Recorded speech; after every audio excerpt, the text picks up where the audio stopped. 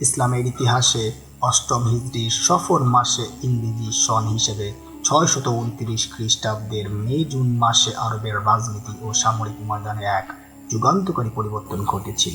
এই পবিত্র মাসেই আরবের তৎকালীন শ্রেষ্ঠ দুই সামরিক প্রতিভাধর এবং কূটনীতিবিদ হযরত খালিদ বিন ওয়ালিদ রাদিয়াল্লাহু তাআলা আনহু এবং হযরত আমর ইবনুল আস রাদিয়াল্লাহু তাআলা আনহু আনুষ্ঠানিকভাবে ইসলাম গ্রহণ করেন।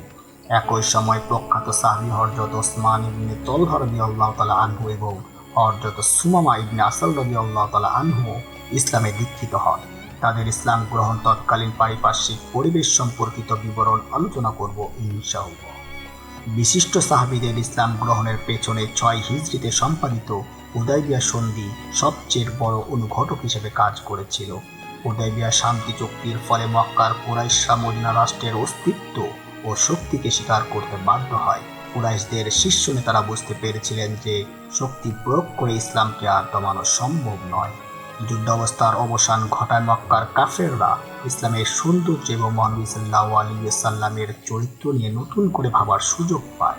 সপ্তম হিজরিতে উমরাতুল কাজা আদায়ের জন্য আল্লাহ রাসূল সাল্লাল্লাহু আলাইহি ওয়াসাল্লাম যখন সাহাবীদের নিয়ে মক্কায় আসেন, তখন হযরত খালিদ বিন ওয়ালিদ রাদিয়াল্লাহু তাআলা আনহু মক্কা থেকে দূরে কোথাও আত্মগোপন করেন। নবী করিম সাল্লাল্লাহু আলাইহি ওয়াসাল্লাম মক্কায় এসে হযরত খালিদ বিন ওয়ালিদ রাদিয়াল্লাহু তাআলা আনহুর আপন ভাই, যিনি আগেই ইসলামে দীক্ষিত হয়েছিলেন, হযরত ওয়ালিদ ইবনে ওয়ালিদ রাদিয়াল্লাহু তাআলা আনহুকে জিজ্ঞাসা করেন, খালিদ কোথায়? ওয়ালিদ রাদিয়াল্লাহু তাআলা আনহু উত্তর দেন, আল্লাহ তাকে নিয়ে আসবেন। তখন রাসূলুল্লাহ সাল্লাল্লাহু আলাইহি ওয়াসাল্লাম বলেন, খালিদের মতো ব্যক্তি ইসলামের ব্যাপারে অজ্ঞ থাকতে পারে না।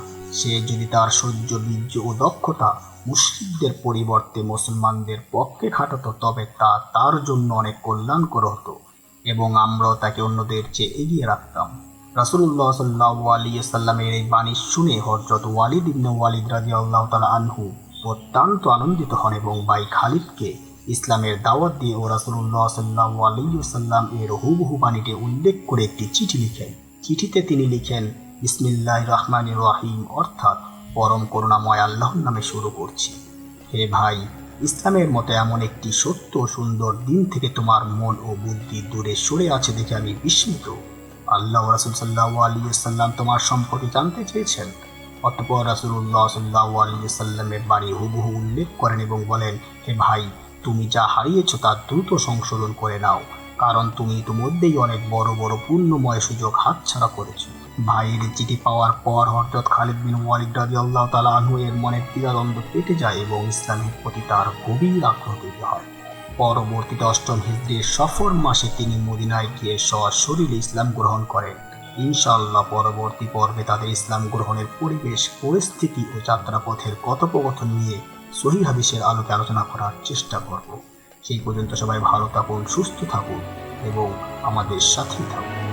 আসসালামু আলাইকুম ওয়া রাহমাতুল্লাহি ওয়া বারাকাতুহু।